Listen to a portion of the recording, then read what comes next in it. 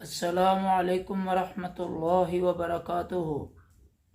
بسم اللہ الرحمن الرحیم، والصلاة والسلام علی رسولہ الکریم وعلی آلہ واصحابہ وازواجہ وذریاتہ اجمعین، اما بعد فاعوذ باللہ من الشیطان الرجیم۔ بسم اللہ الرحمن الرحیم۔ الف لام را تلک آیات الکتاب المبین۔ خواتین و حضرات، اللہ رب العزت نے قرآن کریم کے اندر حضرت یوسف علیہ السلام کے واقعہ کو بیان فرمایا ہے اور بڑی وضاحت کے ساتھ یوسف علیہ السلام کے قصے کو قرآن کریم کے اندر اللہ رب العزت نے بیان فرمایا ہے۔ اتنا تفصیلی واقعہ قرآن کریم کے اندر کوئی بھی کسی بھی نبی کا واقعہ، کسی نبی کا قصہ بیان نہیں فرمایا جتنا تفصیل کے ساتھ اللہ رب العزت نے حضرت یوسف علیہ السلام کے واقعہ کو بیان فرمایا ہے۔ چنانچہ آج ہم حضرت یوسف علیہ السلام کے اسی واقعہ میں سے ابتداءً حضرت یوسف علیہ السلام کو جو خواب آیا اور اس خواب کے اندر انہوں نے جو دیکھا اور پھر اس خواب کو حضرت یعقوب علیہ السلام یعنی اپنے والد محترم کے آگے جو بیان فرمایا، تو آگے والد محترم نے اپنے بیٹے یوسف علیہ السلام کو کیا نصیحت فرمائی، یہ چند ایک چیزیں ابتدائی انشاءاللہ آج کے اس ایپیسوڈ کے اندر ہم جو ہے وہ بیان کریں گے۔ اللہ تعالیٰ سے دعا ہے اللہ ہمیں قرآن کریم کا فہم عطا فرمائے اور اس پر عمل پیرا ہونے کی توفیق عطا فرمائے۔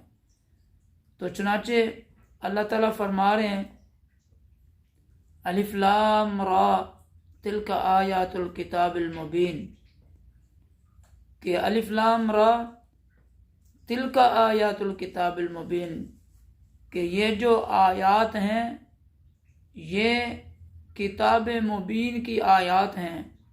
انا انزلناہ قرآنا عربیا، بے شک ہم نے نازل کیا ہے قرآن کو عربی زبان کے اندر، لعلکم تعقلون، تاکہ تم شعور حاصل کرو، تاکہ تم عقل حاصل کرو۔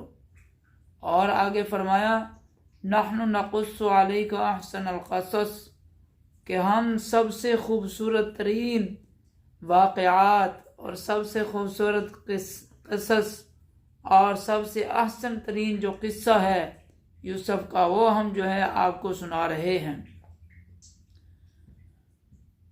بما اوحینا الیک ھذا القرآن، کہ جو اس قرآن کے اندر ہم نے وحی کے ذریعہ سے جو ہے وہ نازل کیا ہے۔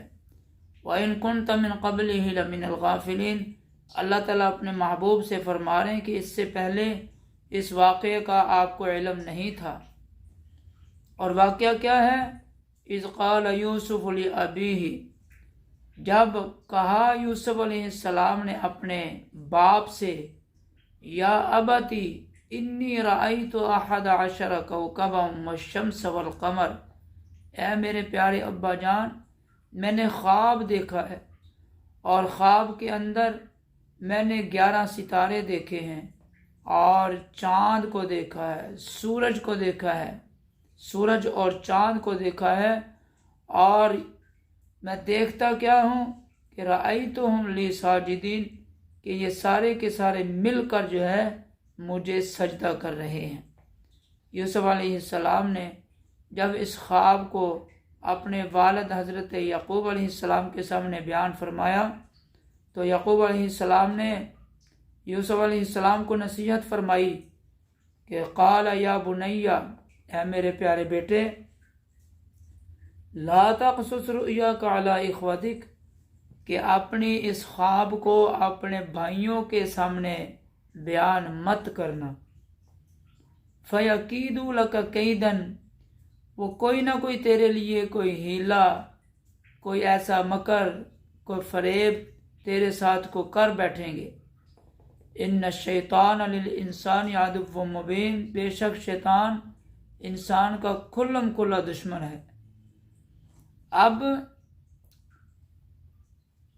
اللہ تعالیٰ نے یوسف علیہ السلام کو خواب دکھایا،